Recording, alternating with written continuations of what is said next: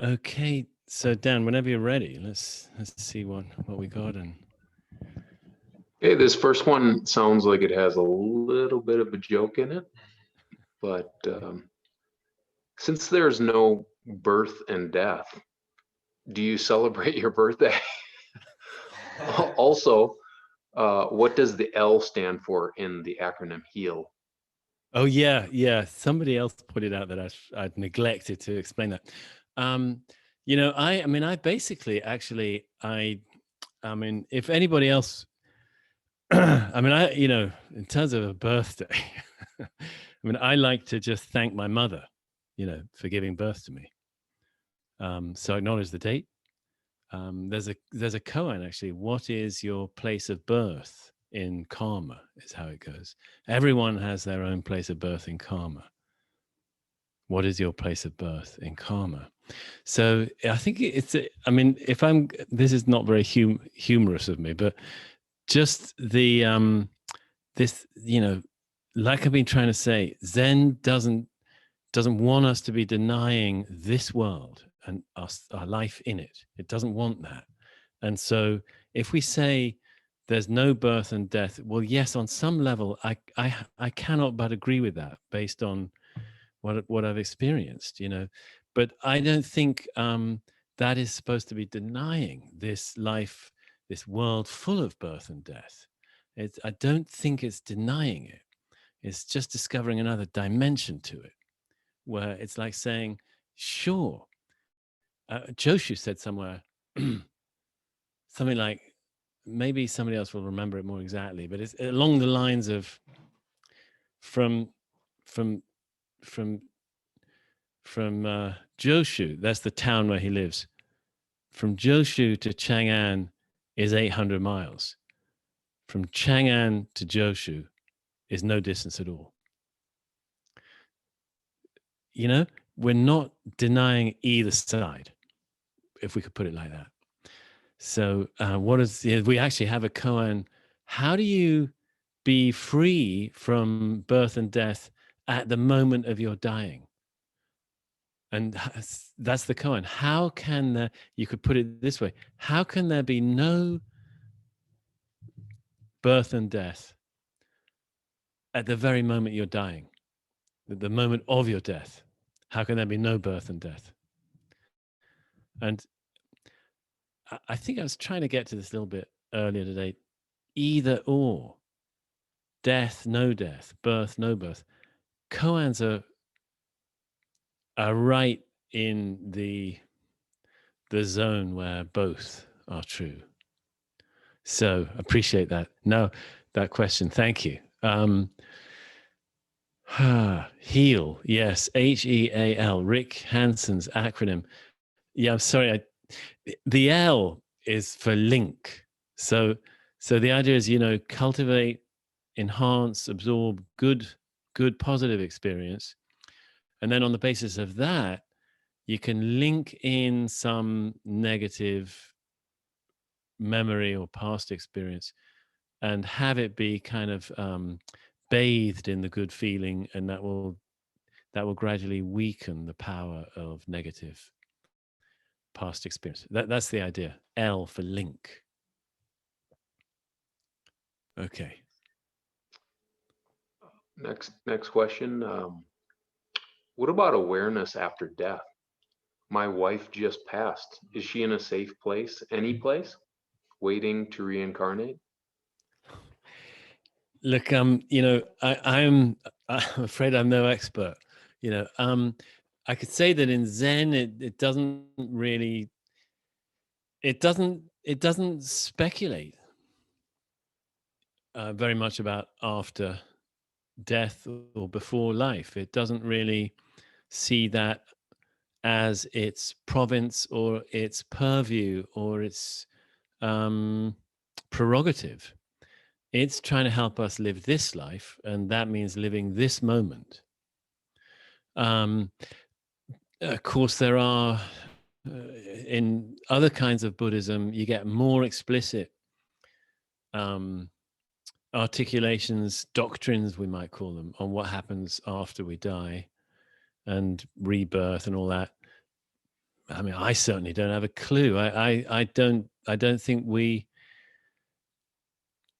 I think it's quite enough to be attending to this moment here and now. Now, in terms of our loved ones when they die, um,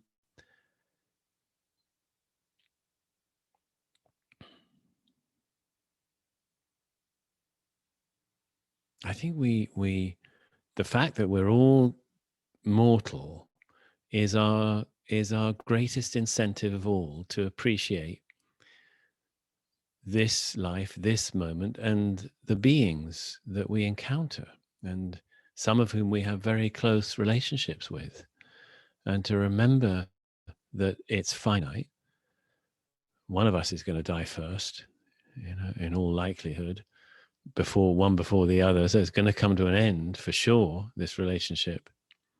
To make the most of it and to appreciate it. That means appreciate it as much as we can. And after they have gone, if we're still around, we surely may feel their absence acutely, and we may grieve it acutely or not so much. It depends on many factors. If you want to have belief systems about what happens to our loved ones after death, I'm sorry to say I don't think Zen will help that much in the sense of giving frameworks for that kind of belief. It just doesn't really go there. Tiny little bit here and there, you might pick up some master happen to believe in reincarnation, but as a rule, you don't get much on that.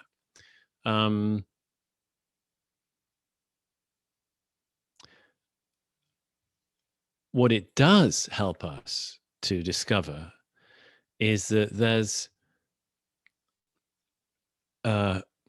almost, you could say, sort of underneath, but it's not quite right, this multiplicity of apparently separate things.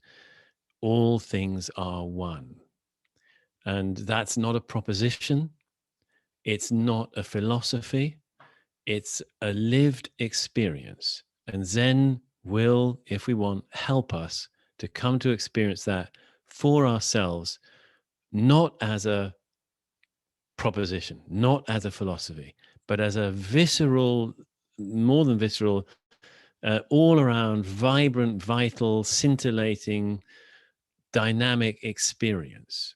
Zen can open us up in a certain kind of way, which involves losing, dropping, foregoing, releasing our sense of being separate to discover a dimension of our very experience here and now, not some mystical, schmystical, spiritual thing. No, an actual real property of experience here and now, in which all things are one. There's not because something magical makes them one. It's because the way of seeing things as all separate and separate from us is only one way of experiencing.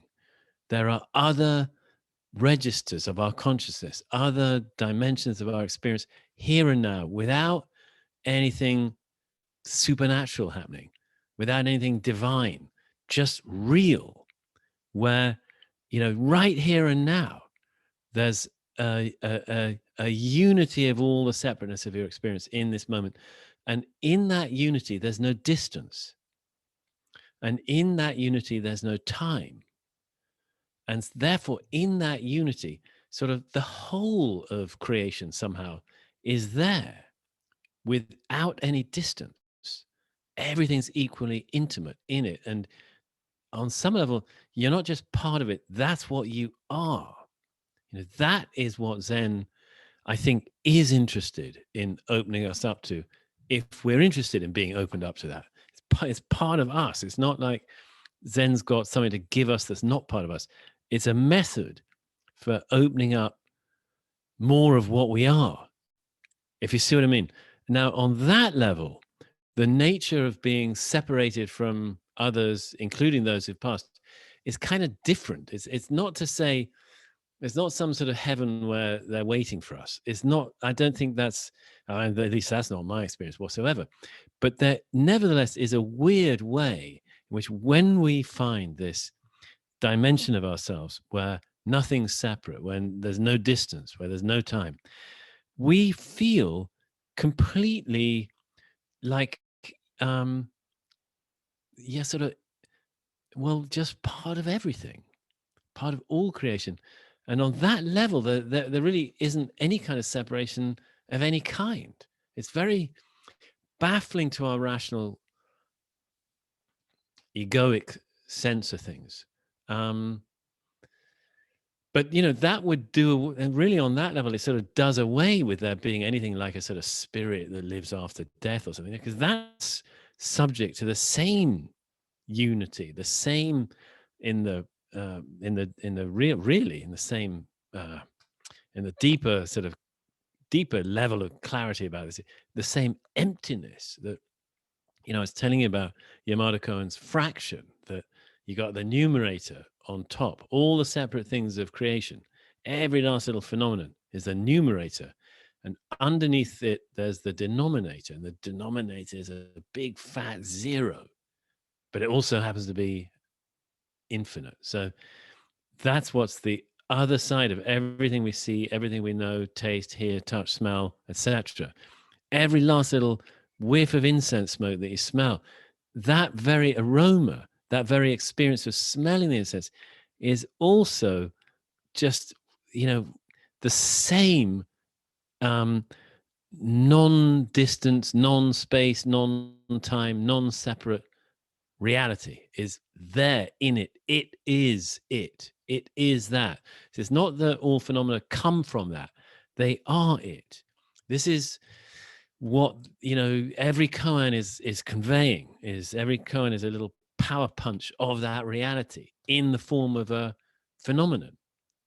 In the case of Rosso, it's turning and facing the wall. That turning and facing the wall is this no separation reality. And if we have an idea, a memory of, think of a loved one who's died, that memory is it too.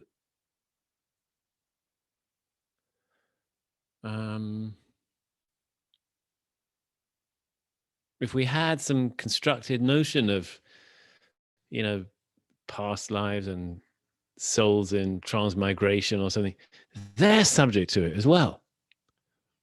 They're as empty as the next thing, So the whole kit and caboodle of any kind of cosmological construction is sort of undone by shunyata, so to speak. But at the same time, shunyata, emptiness, is manifesting, is showing itself as all the contents of this moment, sensory and conceptual. Okay, Dan. Okay, Dan. Let's take another, please. How common are awakening experiences among Zen practitioners? Do most people experience them? And is it common to find Zen after a taste of one? Okay, I just want to just check the last part was, is it common to find Zen after a taste of one? Like, meaning, is it common that people, if somebody's had a flash of awakening or something, they then find Zen, they then sort of find their way to Zen? I think that's, am I taking that right? Do you think, Dan? Yeah, I think that's what they intended. Yeah. God, I mean, I don't really have statistics on it. I get the feeling that I wouldn't like to say either way, really, because, well, there's lots of different levels of opening in this kind of way, and I think I've heard some spiritual teachers say that they think it's becoming more common for people to have awakening experiences. I don't know where they get their polling from, but that but I don't know. I don't, because, if I say, oh, well, everybody does, then some who haven't might think, well, damn, why not me? And on the other hand, if we say, well, nobody, very, very rare, does it, then people might think, well, what am I going to, why am I wasting my time doing this then? And I don't really want to discourage anybody in any direction, because it's a good thing to practice regardless. I think what I was saying earlier is one of the hazards of being part of a path that acknowledges awakening experiences, I mean, as a reality that they do happen, is that people can feel either they really want to get it, and then that will actually become a hindrance to their practice, um, or they can feel, wow, I've had it, aren't I sort of special? Now my practice is done. I meet that quite a bit actually with in some Zen circles, where people sort of had one flash of awakening and they feel that was it, they're done, cooked. But we don't see it that way in Sambo Zen. We think it's a long process, and part of the process at some point may be some flashes of awakening that can happen for sure.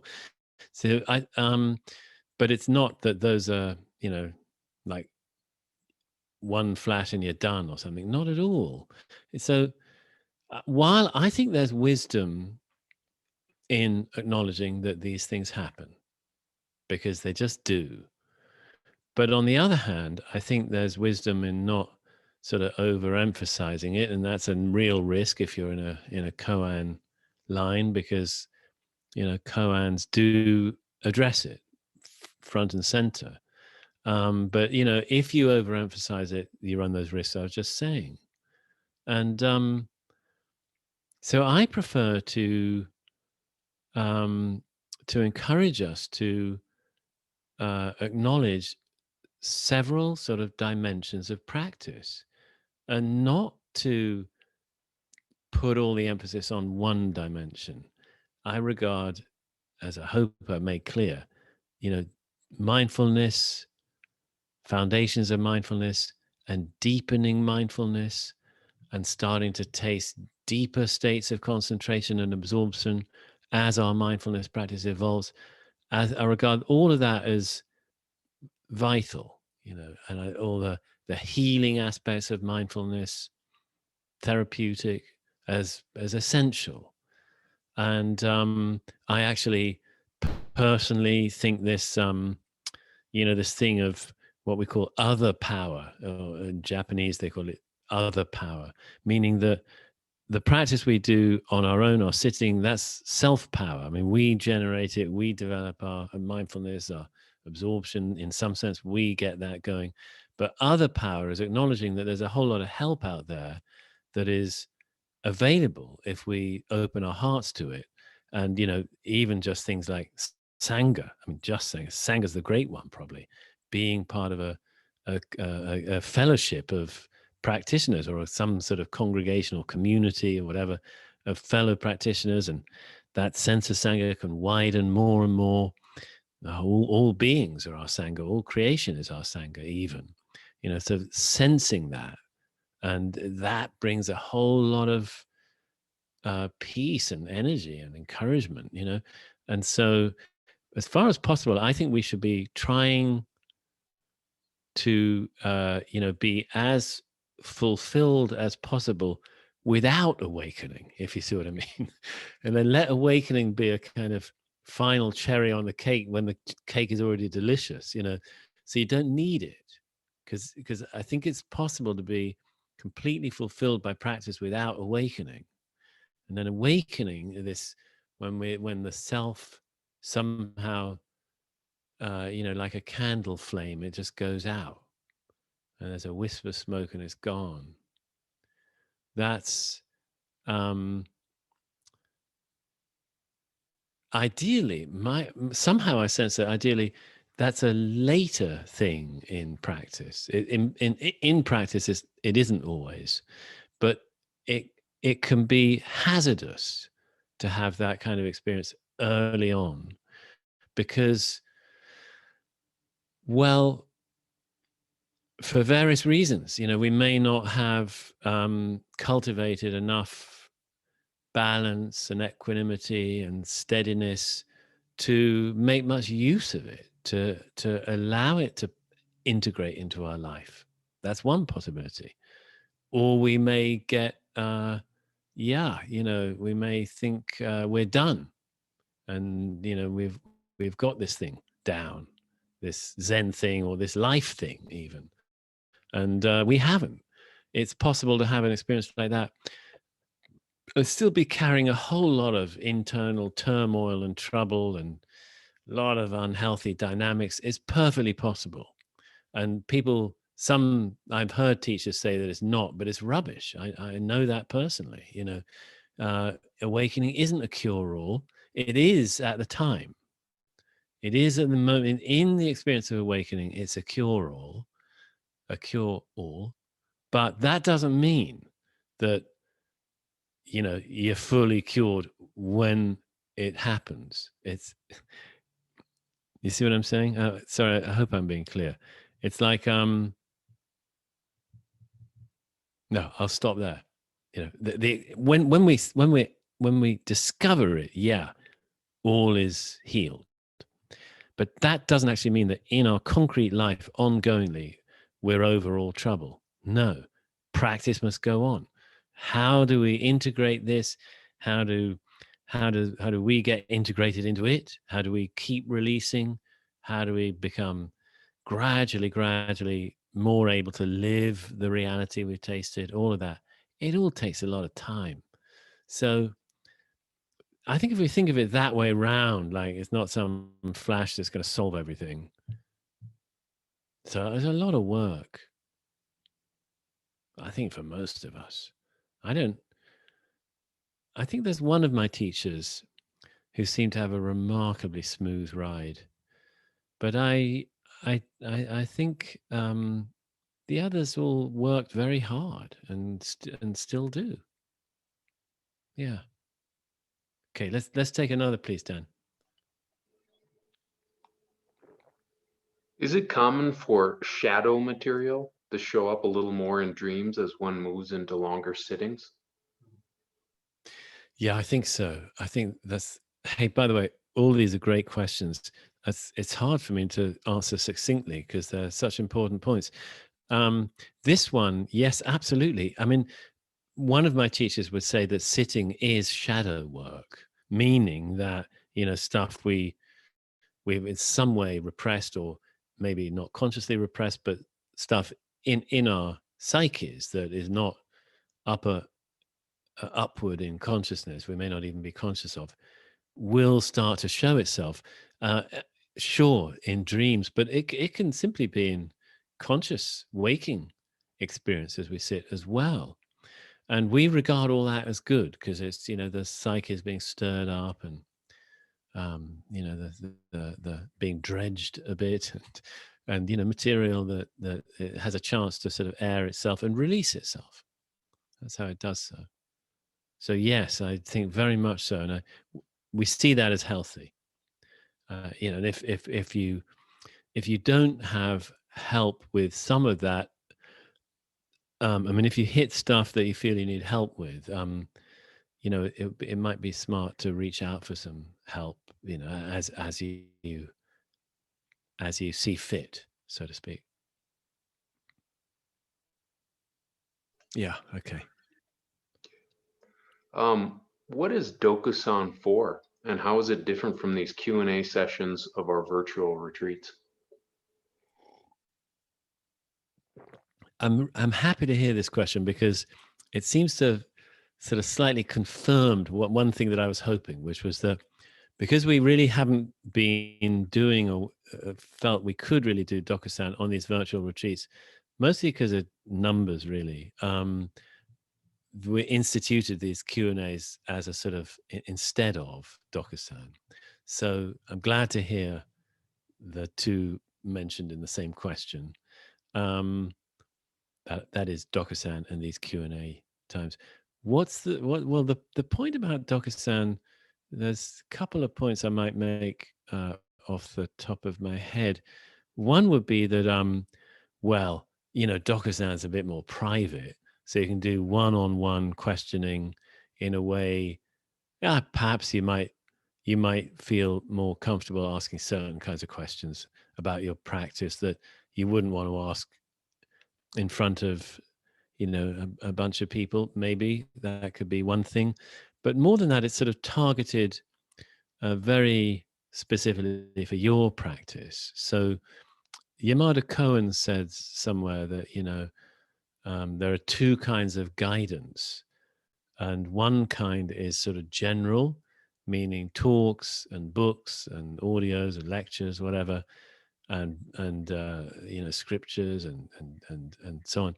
You can get, there's a whole lot of guidance available for our practice that's available equally to everybody. But then there's particular guidance that's just for each of us, in the sense that everybody has their own specific permutations of challenges and opportunities and so on in our own practice. And Dokasan is personally said it's a little bit like, in terms of health, you might have general principles of how to stay healthy, but you still need to go for a one-on-one consultation with a doctor for your own particular health issues, something like that. And then there's actually one other thing with Dokasan, is that if somebody's working on the Koans, in our way, if they really want to do Koan studies sort of seriously, or at least if they want to do it in the particular way that our lineage and many Zen lineages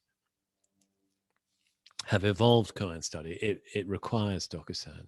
You can do quite a lot with, sitting and hearing talks on Koans, which is a common thing you do in the Zendo,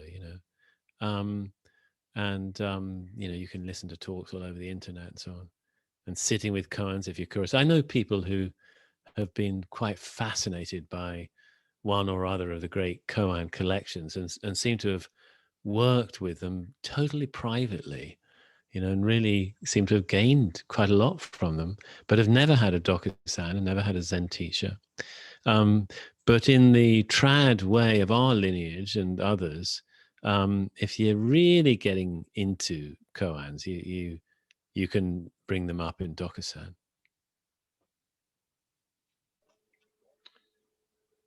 Okay, you've spoken about the importance of integrating and awakening experiences we've had.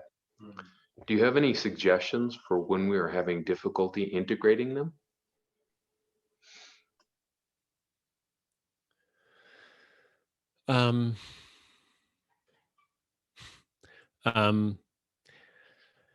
Well, the first would be to be aware of it.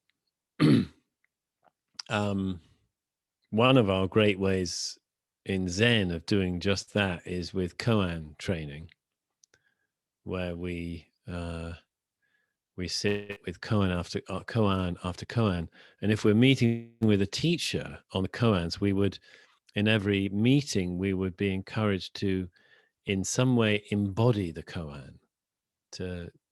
We call it presenting the Koan, showing the Koan in Dokasan in a way that is embodied, not mental or conceptual. And that seems to help with, because see, awakening is not a mental experience. It might appear to be that afterwards when we reflect, when we remember it, but in the moment it's not at all. It's much more really a body. Well, it's beyond the categories of body and mind and heart. It's beyond all three. But it's definitely not by any means just a mental thing. So I know of, there are traditions where they don't do anything like this. People come to awakening, and in that awakened awareness, they can bring in difficult emotional material, and the non-dual awareness has a great power to heal, release emotional difficulty. You can make a point of just opening back up to it in the midst of daily activity, and seeing what just training ourselves. Actually, this can be done to some extent by ourselves. If we're in a non-dual sort of approach like that, koans are, they're a little bit, they're allied and they're related for sure, but they're a little bit different. They're in a slightly particular way. But suffice to say, I think most traditions have tackled this phase of practice in different ways of integrating. And I think probably part of it's just time as well. That we would say keep sitting, and it works itself out.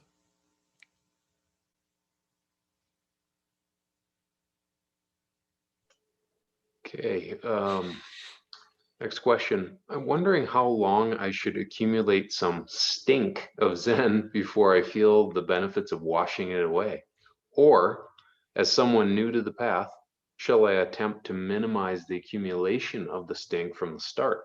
For instance, I experienced some exciting pride when sharing with someone that I was doing this retreat. Is that an example of stink? Oh man. Oh, it's very sweet. Nice question. I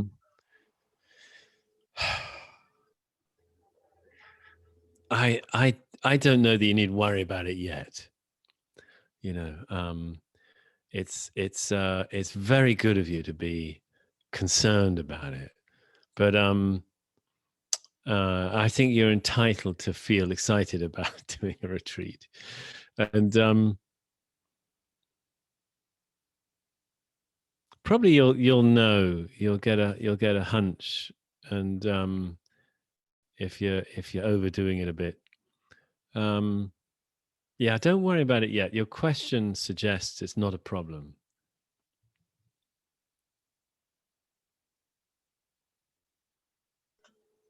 Okay, one on kind of the mechanics of sitting. About the mechanics of sitting, when you say 45 degrees for the eyes, is 90 degrees looking straight forward and 45 halfway down the wall? And how far from the wall is optimal? Yeah, thank you. Yeah, I did mean like 90 degrees would be dead straight ahead. 45 degrees would be between looking straight down and looking straight ahead, somewhere in that zone. But nobody's going to mind, if you're 30 degrees or 60 degrees or 25 degrees or 35 degrees, just somewhat down.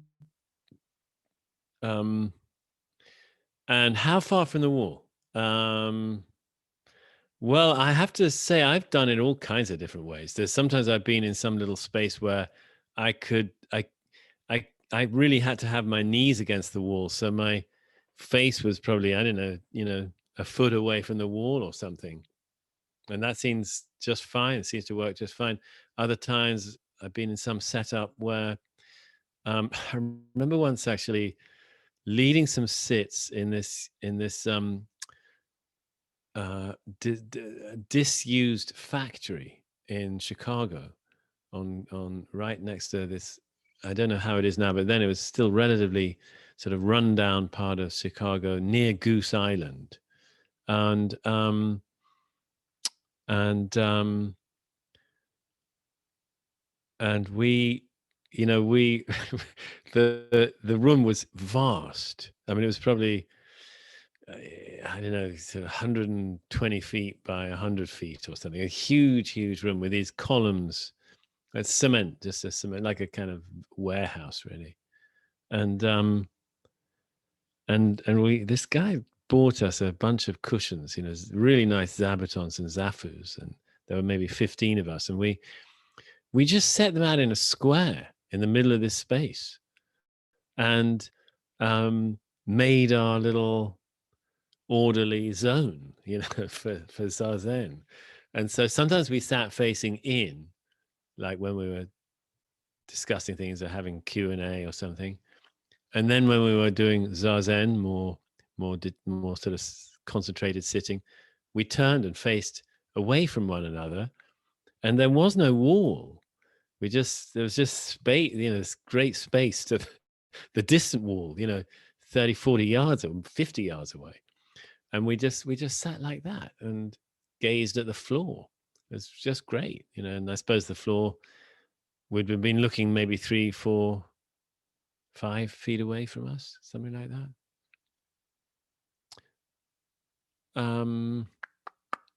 It all works. I mean, in a certain sense, the screen of sight is a kind of wall. Somebody actually said on the first day that they felt that sort of looking at the computer screen was like being like Rosso facing the wall or something like that. You know, our sight is a kind of wall, if you see what I mean. And we're just like Rosso, we're just facing that.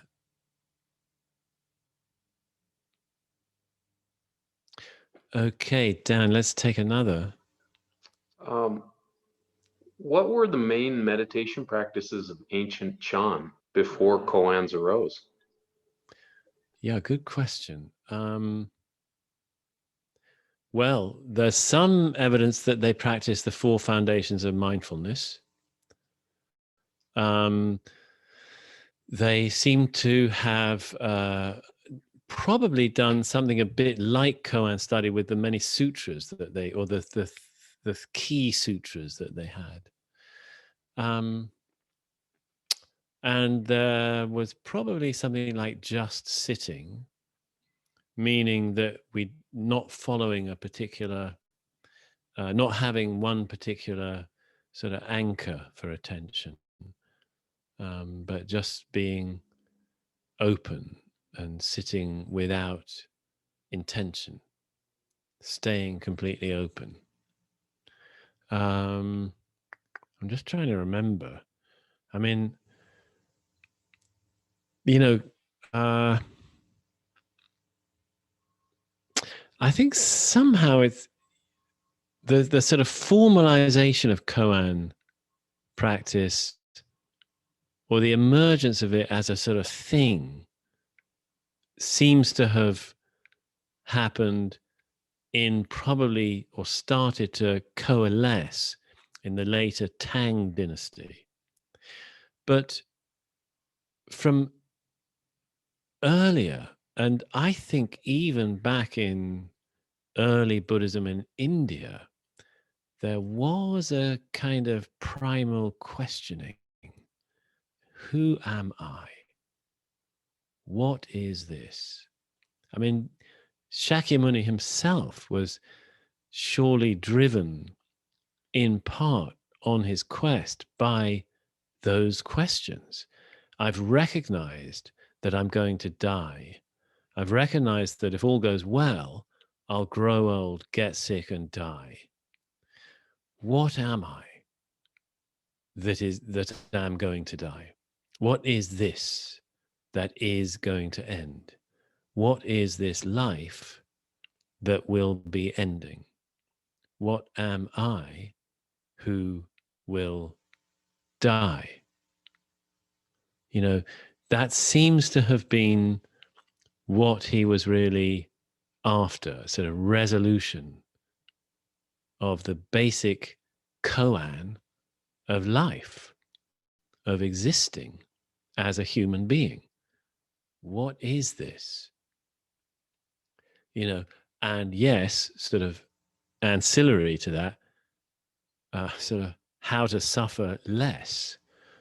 You know, if I make some discovery about that, about, you know, what this experience is, could it be that that discovery will lead to a drastic reduction in personal suffering and in the likelihood of creating suffering for others? Drastic reduction in both. Could that result from resolving the basic question of what is this? You know, could it be that a lot of suffering comes from not being clear about what I am? You see what I mean? That could have been his.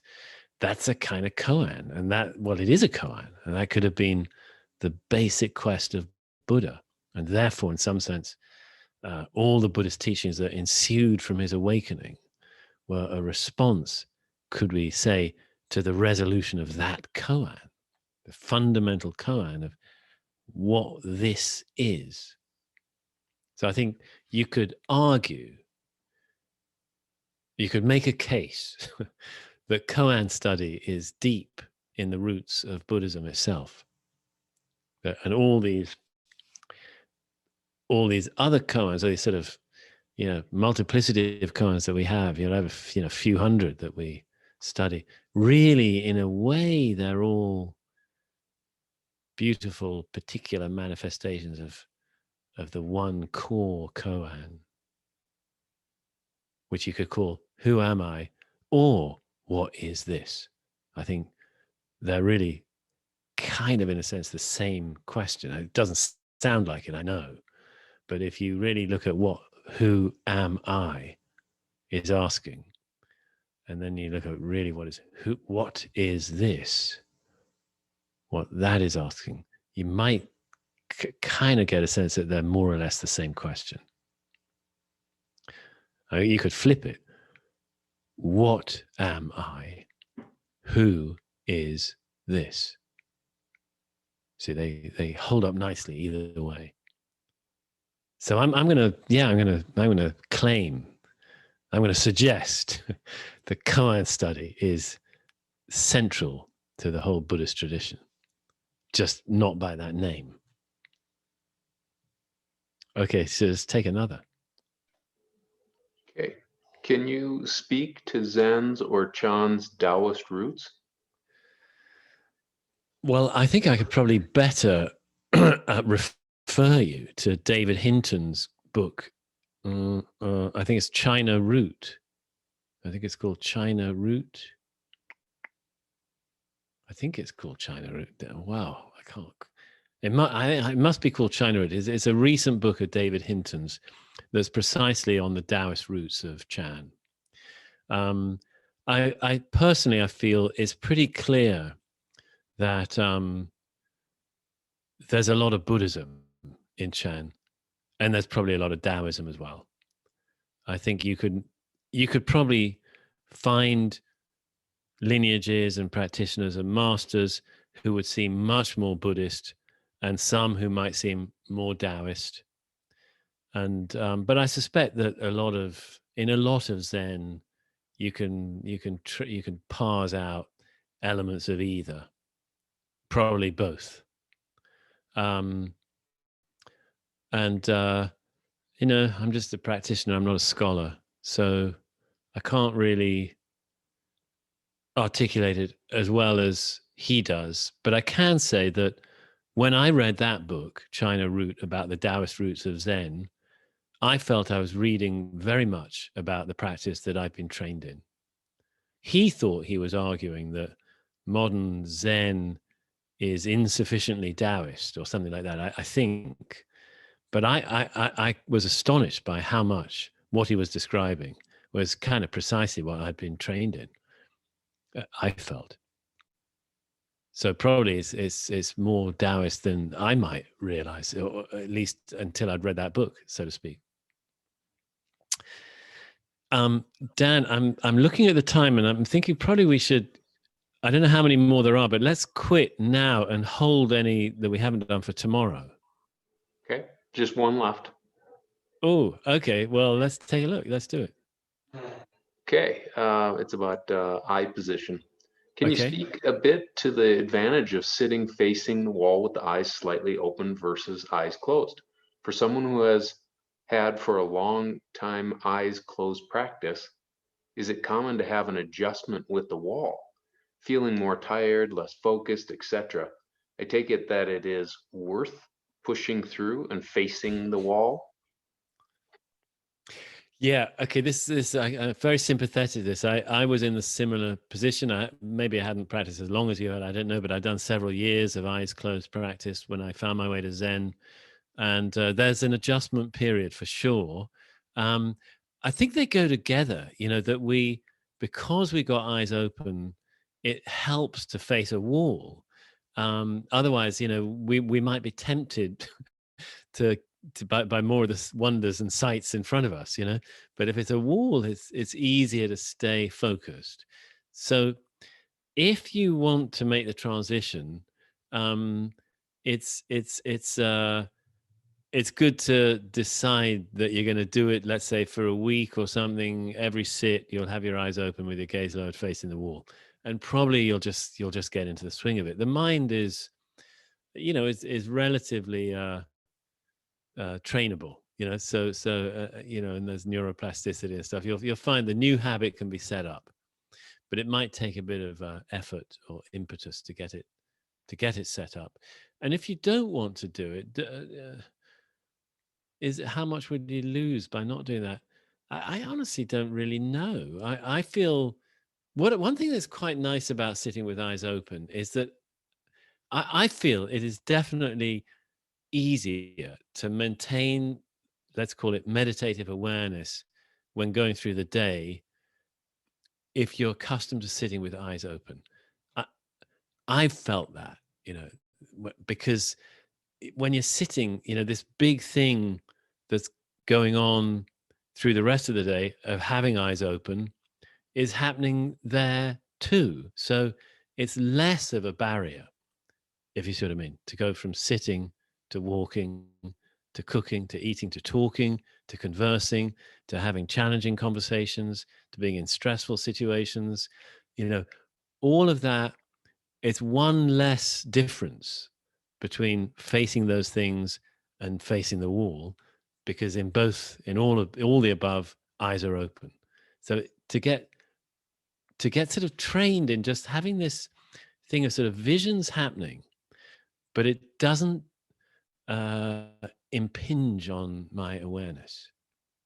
You know, it's not like it's not like, okay, I can be aware when my eyes are closed, but open them and suddenly my attention is sucked right out into the world that I see.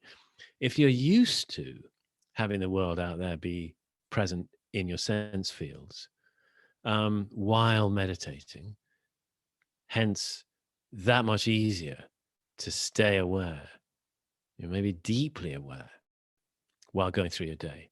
That would be the one advantage uh, an advantage that I would speak to most strongly in my own experience.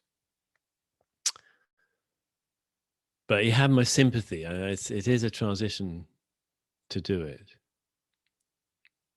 Okay. So let's